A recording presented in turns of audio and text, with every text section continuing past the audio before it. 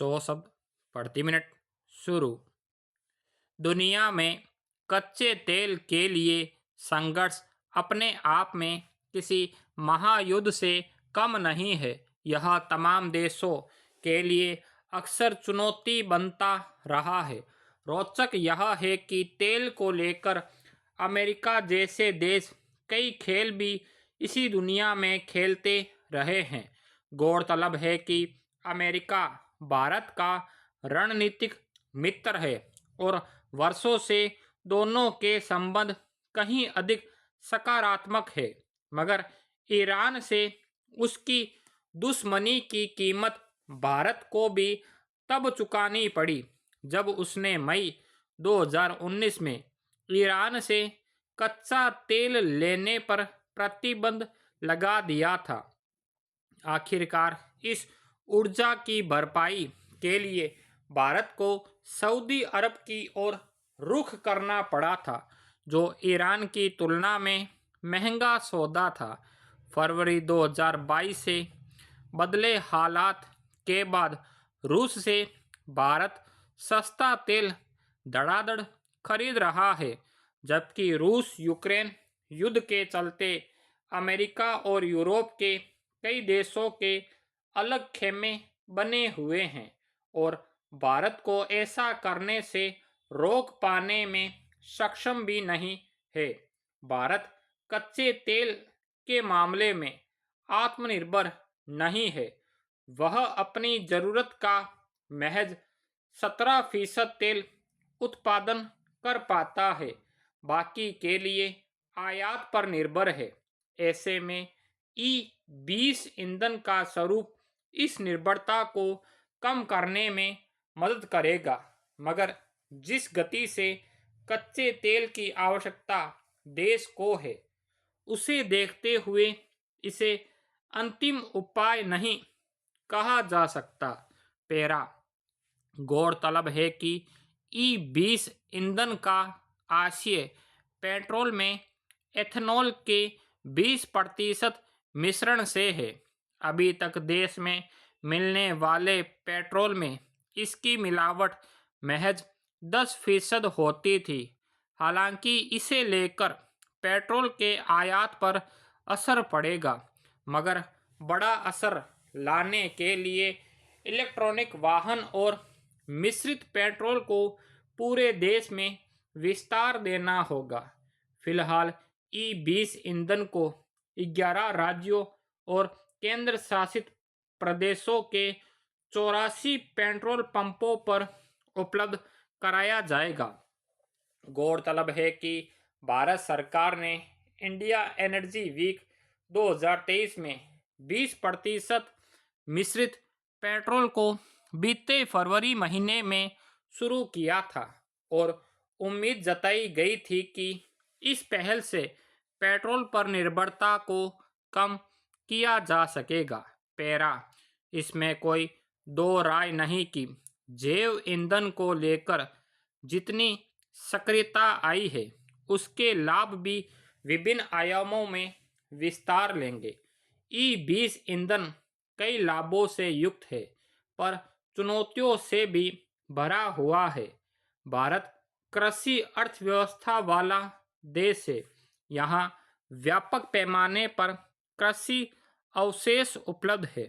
ऐसे में जैव ईंधन के उत्पादन की संभावना अधिक रहेगी। फलस्वरूप नई नकदी फसलों के रूप में ग्रामीण और कृषि विकास में यह मदद कर सकता है, बशर्त नियोजनकर्ता किसानों की सक्रियता और महत्ता को ऊर्जा का केंद्र समझे, न कि महज एक साधन। शहर अकूत अपशिष्ट और कचरे से भरे पड़े हैं। इनका उपयोग कर ईंधन में बदलना संभव होगा, जो भोजन और ऊर्जा दोनों प्रदान कर सकती है। E20 ईंधन से वाहनों को चलाना तो आसान रहेगा ही, साथ ही बड़ा लाभ यह होगा कि जहरीली गैसों से शहर मुक्त भी होंगे। कच्चा तेल खरीदने में तुलनात्मक कमी आएगी। इससे विदेशी मुद्रा के खर्च में कमी आएगी।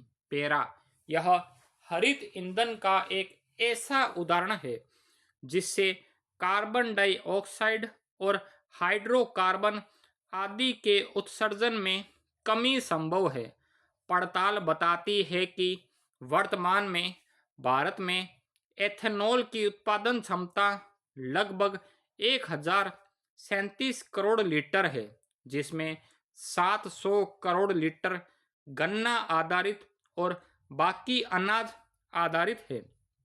2022-23 में पेट्रोल और एथेनॉल वाले ईंधन की आवश्यकता 542 करोड़ लीटर थी, जबकि 2023-24 में यह बढ़कर 698 करोड़ लीटर है। बता दें कि कच्चा तेल दुनिया के किसी देश से किसी भी कीमत पर शायद खरीदा जाना संभव है, मगर एथेनॉल के औसत को बनाए रखना कहीं अधिक आवश्यक रहेगा।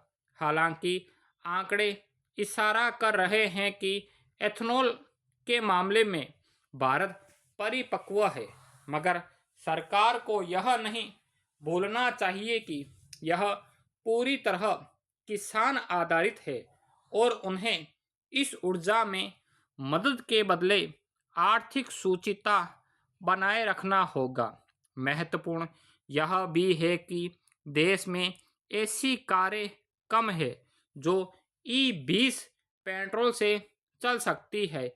हालांकि कई कंपनियां अपनी गाड़ियां ई-20 ईंधन के अनुरूप बना रही है। पूरे देश में जैसे जैसे ई-20 ईंधन का विस्तार होगा, इससे चलने वाली गाड़ियों का निर्माण भी उसी के अनुरूप होगा। स्पष्ट है कि जैव ईंधन और हरित ईंधन पर निर्भरता लगातार बढ़ रही है, जिसमें कृषि अर्थव्यवस्था और किसानों को सुदृढ़ करने के संदर्भ निहित रहेंगे। गौरतलब है कि केंद्रीय मंत्रिमंडल ने जनवरी में राष्ट्रीय हरित हाइड्रोजन मिशन को मंजूरी दे दी, जिसका उद्देश्य भारत को स्वच्छ ऊर्जा का केंद्र बनाना है।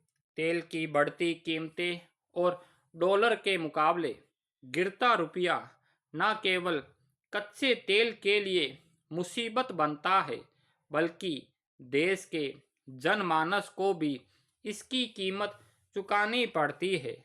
हालांकि सस्ता कच्चा तेल मिलने के बावजूद देश की जनता को सरकार ने इसका लाभ नहीं दिया है। तेल का खेल सरकारें भी खूब खेलती है और इससे अपनी तिजोरी आसानी से भर जाने में सफल होती है।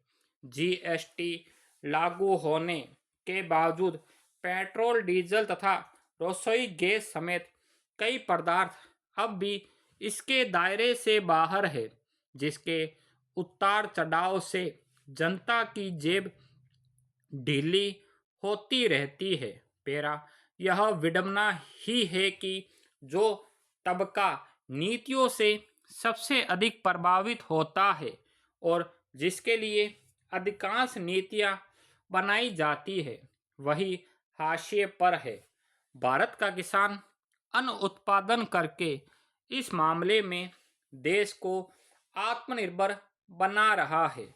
आज वही, चाहे गन्ना किसान हो या अनाज उत्पादन करने वाला, ई-20 ईंधन को भी बड़ा मुकाम दे सकता है। मगर क्या इसकी आय दोगुनी करना सरकार के लिए संभव है? साल 2022 तक किसानों की आय दोगुनी करने का लक्ष्य सरकार ने रखा था, मगर इस पर कुछ खास बात पता नहीं चली। सरकार इस कसौटी को और कस कर देखे। क्या पता किसानों की कीमत ई-20 ईंधन के इर्द गिर्द पलटी मारे और उनकी आय दोगुनी हो जाए। मगर सरकार पहले इस बात की भी पड़ताल कर ले कि उनकी पहले आय क्या थी।